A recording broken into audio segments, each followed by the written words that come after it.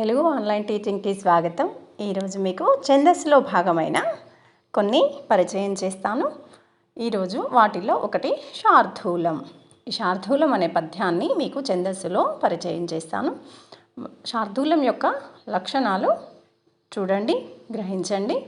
ఆ లక్షణాలు తెలిస్తే మీకు చక్కగా శార్దూలం పద్యం యొక్క ఛందస్సును మీరు చేయగలుగుతారు, గుర్తించగలుగుతారు. ఒకటవది చూస్తే, ఈ పద్యం నందు 4 పాదాలు ఉంటాయి. ఈ శార్దూలం పద్యంలో 4 పాదాలు ఉంటాయి. ప్రతి పాదము నందు మస జస తత గా అంటే మస జస తత గా అను గణములు వరుసగా ఉంటాయి. అంటే మస జస తతగా అనే గణాలు ఏ పద్యంలోనైనా వస్తే అది శార్దూలం అని మనం గుర్తించాలి. శార్దూలము పద్యాన్ని మనం గుర్తించినప్పుడు మసజస తతగా అని వస్తే, ఒక పద్యాన్ని మనం మసజస తతగా అనే ఛందస్సు వస్తే అది శార్దూలము. మరి శార్దూలంకి ఏముంటాయి అంటే మసజస తతగా, ఎటు అడిగినా చెప్పగలిగే విధంగా మీరు అవగాహన చేసుకోవాలి. 3వ లక్షణం చూస్తే, 13వ అక్షరం యతిమైత్రిగా ఉండును. యతిమైత్రి ఉంటుంది కదా, అది 13వ అక్షరం ఈ శార్దూలానికి ఉంటుంది. ఈ విధంగా మనకు శార్దూలం లక్షణాలు ఉంటాయి. ఇంకా కొన్ని లక్షణాలు చూద్దాము. శార్దూలం యొక్క లక్షణాలు మీకు తెలిస్తే మీరు శార్దూలం పద్యాన్ని ఎక్కడైనా సులువుగా గుర్తించగలుగుతారు. 4వ నియమం చూస్తే, ప్రాస నియమం ఉంటుంది. శార్దూలం పద్యానికి ప్రాస నియమం ఉంటుంది. ప్రాస మనకు ఛందస్సులో ప్రాస అనేది 2వ అక్షరం కదా, ఆ ప్రాస ఉంటుంది దీనికి కూడా. మరి 5వ నియమం చూస్తే, ప్రతి పాదమునందు 19 అక్షరాలు ఉంటాయి. చూడండి, ప్రతి పాదంలో ఎన్ని అక్షరాలు ఉంటాయి? 19 అక్షరాలు ఉంటాయి. 19 అక్షరాలు కనుక మనకు ఆ పాదములో లైన్లో మనము లెక్క పెట్టినప్పుడు 19 వస్తే అది శార్దూలం పద్యము. 19 వచ్చి మసజస తతగా వస్తే అది కంపల్సరీ శార్దూలం అని మనం గుర్తించాలి. అలా అంటే 19 అక్షరాలు కనుక ఉంటే అది మసజస తతగా వచ్చి ఉంటే అది ఖచ్చితంగా ఒక లైన్లో ఉంటే అది శార్దూలం అని మనం గ్రహించాలి. మరి ఇక్కడ ఒక పద్య లైన్ ఉదాహరణ చూద్దాం. నాశీర్వాదమున్నొజ్జచే బడసితానందంగనౌ నంచితం అనే పద్యాన్ని మనం ఇక్కడ ఒక పాదాన్ని తీసుకున్నాం. ఆ పాదాన్ని ఇప్పుడు మనం గురువులు చూద్దాం. నాకి దీర్ఘం ఉంది కాబట్టి గురువు, షేకి గుడి దీర్ఘం ఉందిగా షీ కాబట్టి గురువు, రా గురువు, అలాగే రాకి వావత్తుంది కాబట్టి సంయుక్త అక్షరం అది కూడా గురువే. దా చూడండి లగువు, ము లగువు, నొజ్జా చూడండి నాకి ఏమీ లేదు కానీ జాకి జావత్తు అంటే ద్వితాక్షరం కంటే ముందు కాబట్టి అది నో గురువు.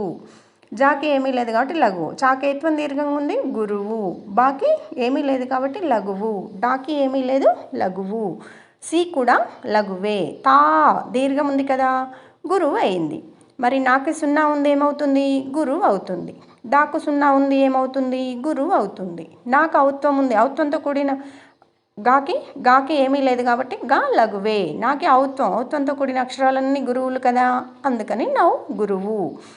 అలాగే నాకు 0 గురువు, చీకి ఏమి దీర్ఘం లాంటివి లేవు కాబట్టి అది లఘువు, తాకి 0 ఉంది కాబట్టి గురువు. ఈ విధంగా గురువు లఘువులను మనం గుర్తించగలగాలి. ఈ విధంగా గుర్తించినప్పుడు గురువు లఘువులు గుర్తించి మరి ఈ 19 అక్షరాలు వచ్చాయి. అదేవిధంగా ఇది పెద్ద పాదము కాబట్టి ఇది మనం 3 అక్షరాల గణాలను మరియు 2 అక్షరాల గణాలు, చివరికి ఎన్ని మిగిలితే అన్ని 1 లేదా 2 అనేది ఉంటుంది. 3 అక్షరాల గణాలుగా మనం విభజించుకోవాలి. ఫస్ట్ 3 చూస్తే మా, తర్వాత 3 చూస్తే సా, తర్వాత 3 చూస్తే జా, తర్వాత 3 చూస్తే సా, తర్వాత 3 చూస్తే తా, తర్వాత 3 చూస్తే తా. అంటే మగనం, సగనం, జగనం, సగనం, తగనం, తగనం, గణం. ఒక్కటే గురువు ఉంది కాబట్టి గణం అంటాము. అట్లా గలము అనుకున్నాం కదా, అలా అందుకని ఆ విధంగా మసజస తతగా అని వచ్చాయి. 19 అక్షరాలు ఉన్నాయి కాబట్టి ఇది శార్దూలము. మరి 1వ అక్షరం యతి, నా అంటే ఆ యతి, నాకి 0 ఇది యతిమైత్రి. ప్రాస ఏంటి? 2వ అక్షరం ప్రాస, షీ అంటే ఈ పద్య పాదంలో ప్రతి 2వ అక్షరం కూడా ఏముంటుంది? ప్రతి పాదంలో కూడా షాతో కూడిన ఏదైనా ఉండొచ్చు, ఏ అచ్చు అయినా, షీ కానీ షే కానీ అలా. యతి ఆ యతిమైత్రి మరి ఆ ఏంటి? ఇక్కడ నా ఉంది కదా అంటే నాలో ఉన్న అచ్చు ఏంటి అంటే ఆ, నంలో ఉన్న అచ్చు ఏంటి అంటే యతి ఆ యతిమైత్రి ఈ విధంగా ప్రాస, యతి, యతిమైత్రి శార్దూలం అదే. ఇప్పుడు ఇంకొకటి మత్తేభం చూద్దాం. శార్దూలం లాగానే ఇంకొక పద్యం మత్తేభం. ఈ మత్తేభం లక్షణాలు కూడా వినండి. కొద్దిగా తేడాతోటే ఒక్కొక్క పద్యంతో కొద్దిగా తేడాతోటే ఉంటుంది. ఆ కొద్దిగా తేడాలు ఏంటో మీరు గ్రహిస్తే చక్కగా ఏ పద్యాన్నైనా మీరు గుర్తించగలుగుతారు, చేయగలుగుతారు. ఇక్కడ మత్తేభం లక్షణాలు చూద్దాం. ఈ పద్యమునందు 4 పాదాలు ఉంటాయి. అంటే ఈ పద్యంలో మత్తేభం పద్యంలో ఎన్ని పాదాలు ఉంటాయి? 4 పాదాలు ఉంటాయి. ప్రతి పాదమునందు, మరి వీటిల్లో గణాలు కూడా ఉంటాయి కదా, ప్రతి పాదమునందు సభరణ మయవ అను గణములు ఉంటాయి. అవి కూడా ఏ విధంగా ఉంటాయి? వరుసగా ఉంటాయి. ప్రతి పాదమునందు సభరణ మయవ అను గణములు వరుసగా ఉంటాయి. వరుసగా సభరణమయవ గణములు ఒక పాదములో వస్తే అది మత్తేభం అవుతుంది. మరి మత్తేభంలో ఏమేమి గణాలు ఉంటాయి అంటే సభరణమయవ అనే గణములు ఉంటాయి. మరి 3వ నియమం చూస్తే 14వ అక్షరం యతిమైత్రిగా ఉండును. 14వ అక్షరానికి యతిమైత్రి ఉంటుంది. ఈ పద్యపాదంలో ఉండే అక్షరాలలో 14వ అక్షరం మాత్రం యతిమైత్రి ఉంటుంది. సభరణమయవ అని వచ్చి 14వ అక్షరం యతిమైత్రి కుదురుతుంది వచ్చినప్పుడు. అలా ఇంకొక మనం 4వ లక్షణం చూద్దాము. 4వ లక్షణం ఏంటి అంటే ప్రాస నియమం ఉండును. చూడండి, ప్రాస నియమం ఉంటుంది. ప్రతి పాదములో 2వ అక్షరం మనం ప్రాస నియమం ఉంటుంది అనుకున్నాము. కావున ఇక్కడ కూడా ఈ మత్తేభం పద్యానికి కూడా ప్రాస నియమం ఉంటుంది. మరి 5వ లక్షణం చూస్తే ప్రతి పాదమునందు 20 అక్షరాలు ఉంటాయి. ఈ 20 అక్షరాలు వచ్చి మనకు సభరణమయవ అనే గణములు వస్తే అది మత్తేభం పద్యం అని మనం సులువుగా గ్రహించాలి. మరి మత్తేభం పద్యంలో ఏమి గణములు ఉంటాయి అంటే సభరణమయవ అనే గణములు ఉంటాయి అనేది మనం గుర్తుంచుకోవాలి. మరి ఇక్కడ ఉదాహరణ ఒక పద్యము చూద్దాము. చెవికింగుండల మొప్పుగాదు శృతమే చేదం మికింగంకణం అనే పద్యాన్ని చూస్తే ఇక్కడ ఈ పద్యానికి మనము గురువు లఘువులు గుర్తించాలి. ఈ గురువు లఘువులు గుర్తించినప్పుడు ఏ ఏ గణములు వస్తాయో ఆ గణములను బట్టి మనం పద్యాన్ని పేరు తెలుసుకోవచ్చు. చే అనే దానికి ఏమీ లేదు కాబట్టి అది లఘువు. వి కూడా ఏమీ లేదు, గురువు లక్షణాలు లేదు కాబట్టి లఘువు. కిం దానికి సున్నాతో కూడిన అక్షరం కాబట్టి గురువు కిం. గుమ్ దానికి కూడా సున్నాతో కూడి ఉంది కాబట్టి గుమ్ అనేది గురువు. డాకి ఎలాంటి గురువు లక్షణాలు లేవు, అది లఘువు. లాకి కూడా ఎలాంటి గురు లక్షణాలు లేవు, అది లఘువు. మొప్పు చూడండి, మోకు కూడా ఏమీ లేవు, కానీ ద్విత్వాక్షరానికంటే ముందున్న అక్షరం పలికింది కాబట్టి ఊదింది కాబట్టి అది గురువు అయింది. పు అనేది కూడా లఘువు. గా దీర్ఘం ఉంది, గురువు. దు చూడండి, దూకి మరి శ్రు అనే దాని ముందలుంది కానీ అది ఊది పలకట్లే, మొప్పు కాదు శృతమే అంటే ఇక్కడ ఊది పలకలే. దూకి షు అనేది దుశ్రు అన్నప్పుడు మాత్రమే దూ గురువు అవుతుంది, కానీ ఇక్కడ లఘువు అయింది. శ్రు అనేది కూడా లఘువే. త అనేది కూడా లఘువే. లక్షణాలు ఇక్కడ గురు లక్షణాలు లేవు. మే దీర్ఘం ఉంది, గురువు. చే దీర్ఘం ఉంది, గురువు.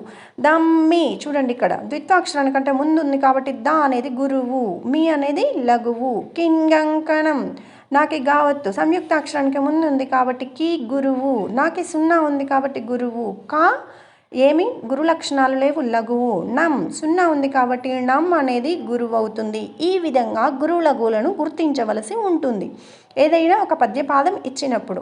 మరి ఇక్కడ మనకు పెద్ద పద్యపాదం కాబట్టి మనము మూడు గురువు లఘువులతోటి మూడు అక్షరాల గణాలతోటి మనం విభజించుకోవలసి ఉంటుంది. ఫస్టవది సగనం చూడండి, 2 లఘువులు ఒక గురువు సగనం, మొదటి గురువు అనేది భగణం, మధ్యలో లఘువు అనేది రగణం. 3 లఘువులు వచ్చినప్పుడు నగనం అవుతుంది, 3 గురువులు వచ్చినప్పుడు మగనం అవుతుంది. మొదటి లఘువు యగణం. మరి ఒక లఘువు ఒక గురువు వచ్చింది కాబట్టి ఫస్ట్ లఘువు తర్వాత గురువు వచ్చింది వగనం. లాస్ట్కి 2 మిగిలినాయి అంటే ఇక్కడ మన 3 అక్షరాల గణాలు, చివరికి 1 అయితే 1, 2 అయితే 2. ఇట్లా సభరణమయవ అనే గణములు వచ్చాయి, 20 అక్షరాలు ఉన్నాయి. కావున ఇది మన మత్తేభం పద్యం అని గుర్తించాలి. చే అనేది యతి, చే అనేది యతిమైత్రి. ఇక్కడ చూడండి, ప్రాస అనేది వి, 2వ అక్షరం ప్రాస, వి అనే అక్షరానికి ప్రాస నియమం ఉంటుంది. యతి అనేది చే చూడండి, మరి యతి మైత్రి చే, యతి మైత్రి అనేది చే. ఇక్కడ ఈ విధంగా మనకి 20 అక్షరాలు వచ్చాయి. సభరణమయం అనే గణములు ఉన్నాయి. కావున ఇది మనం మత్తేపం పద్యం అని మనం గుర్తించాలి. మత్తేపం పద్యానికి ఏమేమి గణములు ఉంటాయి? సభరణమయం అనే గణములు ఉంటాయి. ఎన్ని అక్షరాలు ఉంటాయి? 20 అక్షరాలు ఉంటాయి. 20 అక్షరాలు ఉన్న 20 అక్షరాలు ఉండి సభరణమయం అనే వస్తే ఏంటి? మత్తేపం. ఆ విధంగా మనం గుర్తుంచుకోవాలి. ఇప్పుడు ఇంకొక పద్యం చూద్దాం. మత్త కోకిల అనే ఛందస్సు పద్యానికి, ఛందస్సుకు సంబంధించిన ఒక పద్య లక్షణాలు నేర్చుకుందాం. లక్షణములు ఏంటి? మరి లక్షణములు తెలిస్తే మీరు పద్యాన్ని చక్కగా గుర్తించగలుగుతారు, మీరు గ్రహించగలుగుతారు. గ్రహిస్తే మీరు ఇంకా మర్చిపోకుండా ఎప్పటికీ మీరు చేయగలుగుతారు. ఎక్కడైనా ఏ పరీక్షలోనైనా ఏ విధంగానైనా చేయగలుగుతారు. ఈ మత్త కోకిల అనే ప్రతి పద్య పాదమునందు మత్త కోకిలలో 4 పాదాలు ఉంటాయి. మత్త కోకిల అనే పద్యమునందు ప్రతి మత్త కోకిల పద్యమునందు 4 పాదాలు ఉంటాయి. మరి ప్రతి పాదమునందు రస జజ భర అను గణములు వరుసగా ఉంటాయి. మరి రస జజ భర అను గణములు వచ్చి ఉంటే అది ఏ ఛందస్సు పద్యము అని మనము అడిగినప్పుడు అది మత్త కోకిల పద్యం అనేది మనకు వెంటనే గుర్తు రావాలి. మత్త కోకిల పద్యంలో ఏమేమి గణములు ఉంటాయి అంటే రస జజ భర అనే గణములు వరుసగా ఉంటాయి అనేది గుర్తు రావాలి. ఆ విధంగా అంటే ఎటు అడిగిన పరీక్షలో మనం చేయగలిగే విధంగా గ్రహించాలి. 11వ అక్షరం యతి మైత్రి ఉండును. చూడండి, ఇక్కడ 11వ అక్షరం యతి మైత్రిగా ఉంటుంది మత్త కోకిల పద్యానికి. ప్రాస నియమం కూడా ఉంటుంది మత్త కోకిలకి. చూడండి, ప్రాస నియమం కూడా ఉంటుంది. అంటే ఇప్పుడు మనం నేర్చుకున్న పద్యాలన్నిటికీ 4 పాదాలు ఉంటాయి, ప్రాస నియమం ఉంటుంది. ఇది కామన్గా ఉంది. మిగతాయి మాత్రమే కొంచెం తేడాతో ఉంటాయి. ఆ కొంచాన్ని మీరు తెలివిగా గ్రహిస్తే ఈ పద్యాలన్నిటిని మీరు చక్కగా గుర్తించగలుగుతారు. అది కూడా ఒక చార్ట్ ద్వారా మీకు ఇప్పుడు తెలియజేస్తాను ఈ పద్యం పూర్తి కాగానే. కావున అది కూడా చూడండి. ప్రతి పాదమునందు 18 అక్షరాలు ఉంటాయి. చూడండి, ప్రతి పాదములో ఈ మత్త కోకిల అనే పద్యానికి ప్రతి పాదములో ఎన్ని అక్షరాలు ఉంటాయి? 18 అక్షరాలు ఉంటాయి. మరి ఇక్కడ మనం ఉదాహరణ ఒక పద్య పాదాన్ని చూద్దాం.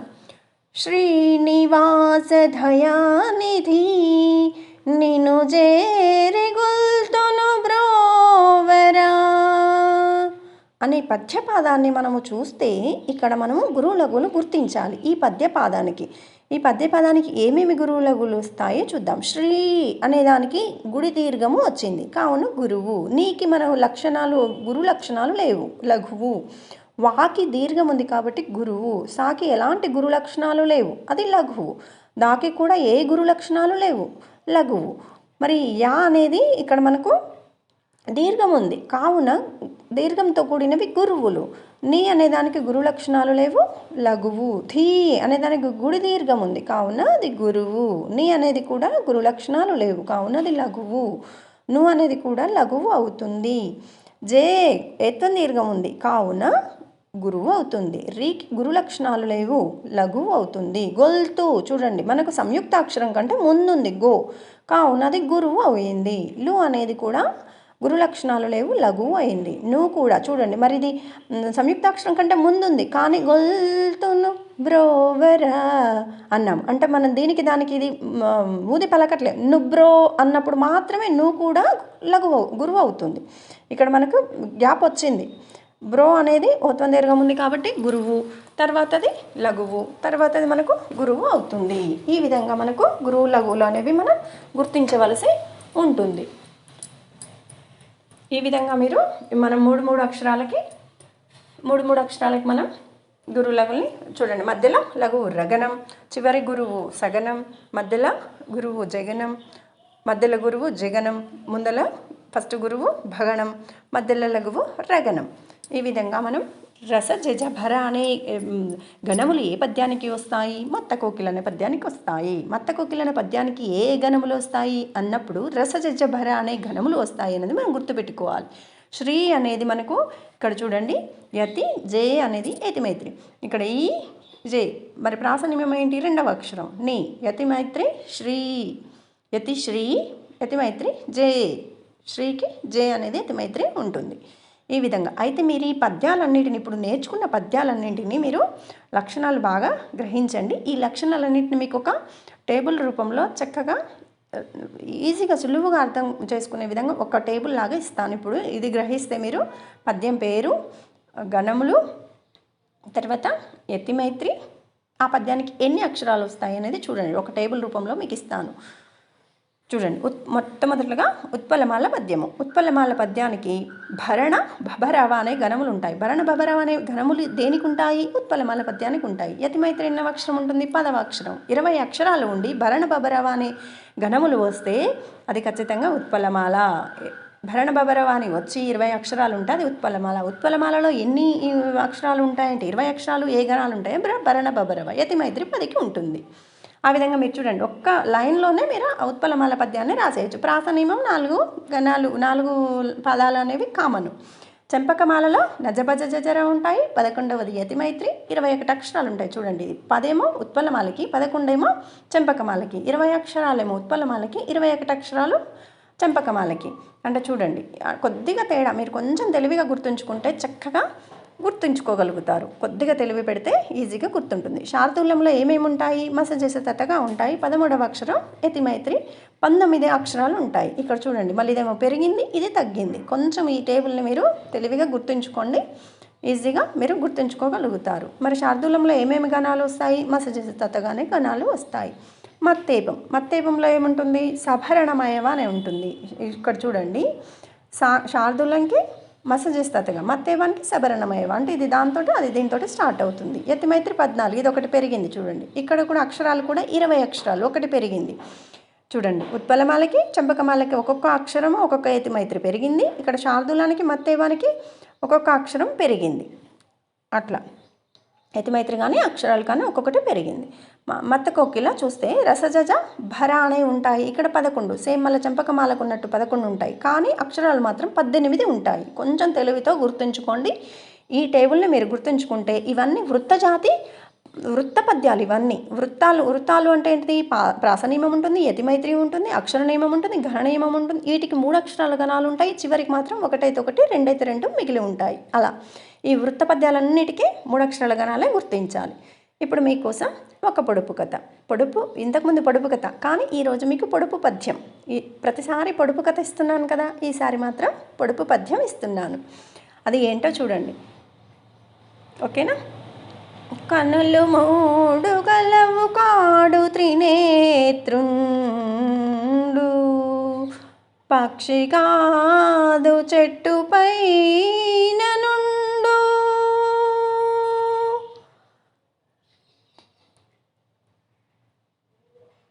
జలము దాల్చియుండు నలమేగుడునుగాడు,